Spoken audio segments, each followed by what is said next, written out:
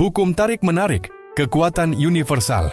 Bagian 2. Mengubah takdir, mengatasi hambatan, dan mewujudkannya dalam kehidupan nyata. Bagian 4. Mengungkap dan menghancurkan belenggu batin. Mengapa kita terkadang tidak bisa maju?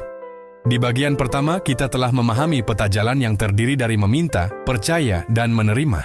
Namun dalam perjalanan menuju ke sana, seringkali kita merasa seolah-olah sedang berjalan di dalam lumpur. Langkah terasa berat, energi terkuras, dan hasil tampak begitu jauh. Buku ini mengajarkan sebuah kebenaran yang sangat berharga, walaupun terkadang menyakitkan untuk dilihat. Musuh terbesar dalam penerapan hukum tarik-menarik bukanlah keadaan luar atau orang lain, melainkan dinding-dinding tak kasat mata yang kita bangun sendiri di dalam pikiran. Dinding-dinding ini disebut keyakinan terbatas atau hambatan batin. Mari kita bedah bagian ini dengan jujur dan mendalam. Karena disinilah letak kunci keberhasilan yang sesungguhnya. Tanpa membersihkan ruang batin, seindah apapun gambaran yang kita buat dapat terhalang oleh debu-debu masa lalu yang menumpuk. Apa itu keyakinan terbatas? Keyakinan terbatas adalah pola pikir yang kita yakini sebagai kebenaran mutlak. Padahal sebenarnya ia hanyalah pendapat, ketakutan, atau kesimpulan keliru yang kita ambil di masa lalu. Bayangkan otak kita seperti sebuah komputer yang luar biasa canggih. Jika program yang terpasang di dalamnya berisi perintah yang salah atau rusak, hasil yang keluar pun dapat keliru, tidak peduli seberapa bagus perangkat kerasnya. Pola ini biasanya tertanam sejak kecil dari apa yang kita dengar dari orang tua, guru, tetangga, lingkungan masyarakat, pengalaman pahit, atau budaya tempat kita tumbuh. Kita mungkin pernah mendengar kalimat-kalimat seperti, uang itu sulit didapatkan dan kotor. Orang pintar itu hanya anak orang kaya. Hidup penuh penderitaan, jadi kita harus terbiasa menderita. Jangan bermimpi terlalu tinggi, nanti kecewa. Kita tidak punya koneksi, jadi mustahil berhasil. Tanpa sadar, kita dapat menelan kalimat-kalimat itu dan menjadikannya landasan berpikir hingga dewasa. Jika kamu percaya bahwa uang selalu sulit didapatkan, kamu mungkin akan menghindari peluang, takut mengambil keputusan, atau tidak berani mempelajari keterampilan baru. Jika kamu percaya bahwa kamu tidak beruntung, kamu mungkin hanya memperhatikan kejadian yang membuktikan keyakinan itu. Keyakinan terbatas bekerja otomatis. Ia seperti pengatur frekuensi yang sudah disetel sejak lama. Kamu dapat berusaha berpikir positif, tetapi jika fondasi keyakinanmu masih negatif, proses perubahan akan terasa goyah dan sulit berdiri tegak. Jenis hambatan batin yang sering menghadang. Pertama, perasaan tidak layak dan tidak pantas. Banyak orang merasa, saya tidak cukup baik untuk mendapatkan kebahagiaan sebesar ini.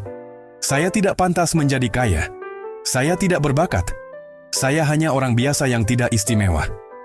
Ketika merasa tidak layak, kita dapat menolak peluang secara tidak sadar, menyabotase keberhasilan, atau bertahan dalam hubungan yang tidak menghargai kita. Namun, kebenarannya adalah setiap manusia memiliki hak untuk bertumbuh, dicintai, menikmati kebaikan, dan mencapai keberhasilan melalui jalan yang sehat. Nilai dirimu tidak harus dibuktikan kepada siapapun. Kedua, ketakutan akan kegagalan atau kesuksesan. Banyak orang takut gagal, tetapi ada juga yang takut sukses. Takut gagal berbunyi, bagaimana kalau saya mencoba dan hasilnya nol? Saya akan malu. Takut sukses berbunyi, bagaimana kalau hidup saya berubah total? Bagaimana kalau orang lain memandang saya berbeda? Bagaimana kalau saya tidak sanggup memikul tanggung jawab baru? Ketakutan ini membuat kita berhenti di tengah jalan atau tidak berani memaksimalkan kemampuan. Kita menahan diri agar tidak melampaui batas kenyamanan yang sempit. Ketiga, kebiasaan mengeluh dan mencari kesalahan. Orang yang terbiasa melihat kekurangan, menyalahkan keadaan, menyalahkan orang lain, atau menyalahkan takdir, sedang memelihara pola perhatian yang berat. Mengeluh tidak menyelesaikan masalah. Sebaliknya, kebiasaan itu dapat membuat kita semakin fokus pada hal-hal yang tidak berjalan baik. Keempat, kurangnya kepercayaan terhadap proses. Kita sering menginginkan hasil seketika. Jika dalam 1 atau 2 minggu belum ada perubahan, kita mulai skeptis, berkata bahwa ini tidak berhasil, lalu berhenti. Padahal, sebagian perubahan membutuhkan waktu, latihan, dan penyesuaian. Cara membongkar dan mengganti pola lama menjadi pola baru. Kabar baiknya, pola yang terbentuk dari masa lalu dapat dipahami dan diubah. Ini bukan proses satu malam, tetapi sangat mungkin dilakukan dengan konsisten. Langkah pertama, sadari dan kenali pola yang menghambat. Jadilah pengamat yang jujur terhadap pikiranmu. Ketika merasa sedih, marah, cemas, atau tidak sanggup, berhentilah sejenak dan tanyakan, apa yang sebenarnya saya pikirkan? Apakah ini fakta mutlak atau pendapat lama? Dari mana pemikiran ini berasal? Apakah saya benar-benar memilihnya atau hanya menirunya dari lingkungan? Langkah kedua, tantang keyakinan terbatas. Ambil satu keyakinan negatif, misalnya, saya sulit menjadi kaya. Tanyakan, apakah ini benar-benar 100% benar? Apakah ada orang yang pernah mengalami kesulitan lalu memperbaiki keadaan? Apa yang terjadi jika saya terus memegang keyakinan ini? Apa yang mungkin terjadi jika saya membuka diri terhadap pengetahuan, bantuan, dan peluang? Langkah ketiga, ganti dengan kebenaran yang baru dan kuat. Jika keyakinan lama berbunyi, saya tidak pandai berbicara, ubah menjadi, saya dapat belajar berbicara dengan percaya diri, jelas, dan menyentuh hati. Ulangi kalimat yang sehat, tetapi tetap realistis, lalu dukung dengan latihan. Seperti membentuk jalur baru, pengulangan dan tindakan akan membuat pola itu semakin kuat. Langkah keempat, berdamai dengan masa lalu. Banyak energi tersedot karena kita masih memelihara dendam, penyesalan, rasa bersalah, atau kesedihan lama. Memaafkan bukan berarti membenarkan perbuatan orang lain. Memaafkan berarti melepaskan beban yang masih kita pikul. Maafkan orang lain, maafkan keadaan, dan yang paling penting, maafkan dirimu sendiri atas kesalahan yang pernah kamu buat. Jika luka terasa sangat berat, mencari bantuan profesional adalah langkah yang bijaksana. Bagian 5. Jembatan antara iman dan ilmu. Ketika sains menjelaskan kekuatan pikiran, agar keyakinanmu semakin kokoh dan tidak mudah goyah, mari kita bahas hubungan antara hukum tarik-menarik dan ilmu pengetahuan modern. Namun, kita perlu membedakan antara temuan sains dan klaim populer yang belum terbukti. Fisika kuantum mempelajari partikel-partikel terkecil di alam semesta. Ilmu ini menunjukkan bahwa materi pada tingkat paling dasar memiliki perilaku yang jauh lebih kompleks daripada benda padat yang kita lihat sehari-hari. Partikel dapat menunjukkan sifat gelombang dalam kondisi tertentu, dan pengukuran mempengaruhi hasil eksperimen. Namun, eksperimen celah ganda tidak membuktikan bahwa pikiran manusia dapat mengendalikan semua kejadian dalam kehidupan. Pengamat dalam eksperimen berarti proses pengukuran atau interaksi fisik, bukan sekadar keinginan seseorang. Karena itu, fisika kuantum tidak boleh digunakan sebagai bukti langsung bahwa setiap pikiran pasti menciptakan realitas.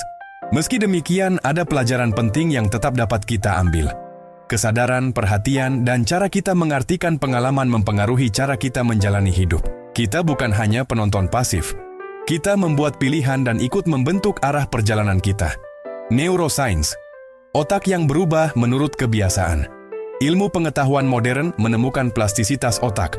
Artinya otak dapat berubah dan membentuk jalur saraf baru sepanjang hidup, tergantung pada apa yang kita pikirkan dan lakukan berulang kali. Setiap kali kita berlatih memperhatikan hal yang membangun, mengelola emosi, atau menyelesaikan masalah dengan tenang, jaringan yang mendukung kebiasaan itu dapat semakin kuat. Sebaliknya, pola yang tidak digunakan dapat melemah. Inilah alasan mengapa latihan, pengulangan, dan lingkungan sangat penting dalam perubahan diri. Biologi dan emosi. Tubuh merespons pikiran. Pernahkah kamu membayangkan memakan buah yang sangat asam, lalu mulutmu terasa berair? Atau membayangkan kejadian menakutkan lalu jantungmu berdebar? Ini menunjukkan bahwa gambaran mental dapat memicu respons tubuh. Visualisasi dapat membantu mempersiapkan pikiran untuk bertindak. Ketika kamu membayangkan kesuksesan dengan cara yang realistis, kamu dapat merasa lebih tenang dan termotivasi. Namun, visualisasi sebaiknya selalu disertai tindakan nyata, seperti belajar, berlatih, menjaga kesehatan, dan meminta bantuan ketika diperlukan. Bagian 6. Menerapkan hukum tarik-menarik dalam setiap aspek kehidupan. Teori menjadi berharga jika dapat dipakai. Mari kita lihat penerapannya dalam keuangan, kesehatan, hubungan, pekerjaan, bisnis, dan kesuksesan. Dalam bidang keuangan dan kelimpahan, banyak orang menganggap uang sebagai sumber semua masalah. Padahal, pola pikir dan cara mengelola uang seringkali menjadi bagian penting dari masalah tersebut. Pertama, ubah cara pandang.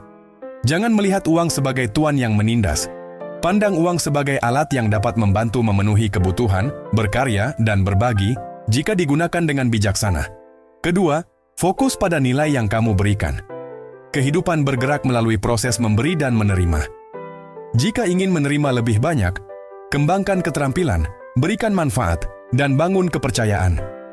Penghasilan yang sehat biasanya tumbuh dari nilai yang nyata.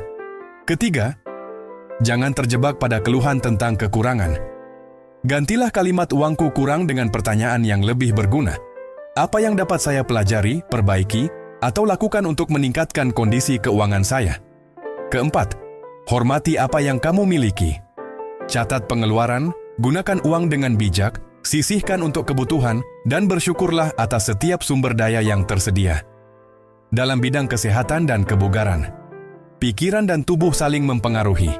Tetapi penyakit tidak selalu disebabkan oleh pikiran. Jangan menyalahkan diri sendiri ketika sakit. Gunakan pola pikir yang mendukung pemulihan, sambil tetap mengikuti nasihat tenaga kesehatan. Kamu dapat menggunakan afirmasi seperti, "Saya sedang merawat tubuh saya dengan penuh perhatian. Setiap hari saya belajar membangun kesehatan, kekuatan, dan vitalitas." Visualisasi yang menenangkan dapat dilakukan saat beristirahat. Bayangkan tubuh berada dalam keadaan nyaman dan aman. Namun jangan mengganti pemeriksaan medis atau pengobatan dengan visualisasi. Jika memiliki gejala atau penyakit, konsultasikan kepada tenaga kesehatan. Dalam hubungan asmara, keluarga, dan sosial. Jika ingin memiliki hubungan yang penuh kasih, kembangkan komunikasi, kejujuran, empati, dan batasan yang sehat. Jadilah orang yang dapat menghargai orang lain, tanpa mengabaikan kebutuhan diri sendiri. Lepaskan kekecewaan masa lalu secara bertahap. Jika membawa luka lama, kamu mungkin lebih mudah curiga atau takut. Beri waktu untuk memulihkan diri. Kamu pantas dicintai dengan tulus, tetapi hubungan yang sehat juga membutuhkan pilihan yang bijaksana dan saling menghormati. Fokus pada kebaikan orang lain, tetapi tetap jaga kewaspadaan. Menghargai sisi baik seseorang bukan berarti mengabaikan perilaku yang merugikan. Dalam pekerjaan, bisnis, dan kesuksesan, apakah pekerjaan terasa membosankan atau berat? Cobalah mengubah maknanya. Lihat setiap tugas sebagai kesempatan untuk mengembangkan keterampilan dan memberikan kontribusi. Namun jika lingkungan kerja tidak sehat, evaluasi pilihanmu dan cari dukungan. Jadilah solusi, jangan hanya mengeluh tentang masalah. Pelajari akar persoalan, susun pilihan, dan sampaikan perbaikan dengan jelas. Pikiran yang berorientasi pada solusi membantu kita bekerja lebih terarah dan menarik kerjasama dari orang-orang yang tepat. Bagian 7. Panduan praktis dan rutinitas harian untuk menguatkan fokus. Teori yang indah menjadi sia-sia tanpa latihan yang konsisten. Rutinitas sederhana selama 15-20 menit dapat membantu menjaga fokus dan ketenangan. Pagi hari, mengatur niat. Pertama, bangun dengan rasa syukur. Sebelum terburu-buru memegang gawai, tarik napas dan akui satu hal yang masih kamu miliki. Kedua, tetapkan niat yang jelas. Bayangkan bagaimana kamu ingin menjalani hari ini. Tenang, berbicara dengan baik, bertemu orang-orang yang menyenangkan, dan menyelesaikan urusan dengan tertib. Ketiga, gunakan afirmasi positif yang realistis. Saya bertanggung jawab atas pilihan saya. Saya dapat belajar dan bertumbuh. Hari ini saya akan bertindak dengan tenang dan penuh perhatian. Siang hari, menjaga kesadaran. Setiap beberapa jam, berhentilah sejenak, tarik napas, dan tanyakan, apakah pikiran saya membawa saya ke arah yang saya inginkan? Apakah saya sedang merasa baik-baik saja? Jika tidak, alihkan perhatian ke hal yang dapat kamu kendalikan. Temukan satu hal kecil untuk disyukuri di tengah kesibukan. Lakukan pekerjaan dengan sebaik mungkin, bukan untuk berpura-pura sudah sukses, tetapi untuk membangun kualitas yang mendukung keberhasilan. Malam hari, mengisi ulang energi. Tuliskan 5 hal yang berjalan baik hari ini, walaupun sederhana. Kemudian lakukan visualisasi singkat tentang tujuanmu, bukan hanya hasilnya tetapi juga kebiasaan yang membawamu ke sana. Sebelum tidur katakan, hari ini sudah selesai. Saya melepaskan kesalahan dan ketegangan. Besok saya akan bangun dengan kesempatan baru untuk belajar dan memperbaiki diri. Bagian 8. Mitos yang harus dibuang dan kebenaran yang harus dipegang. Mitos pertama, hukum tarik-menarik berarti saya tidak perlu bekerja keras. Kebenarannya, kamu tetap perlu berusaha, tetapi dapat bekerja dengan lebih cerdas, tenang, dan terarah. Pikiran membantu menentukan jalan. Tindakan membawamu melewatinya. Mitos kedua, segala sesuatu akan terjadi persis seperti yang saya bayangkan.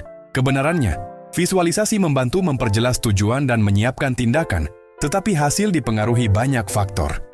Tetaplah terbuka terhadap perubahan, evaluasi rencana, dan terima bahwa tidak semua hal berada dalam kendalimu. Mitos ketiga, jika saya mengalami kesulitan, berarti saya gagal mempraktikannya.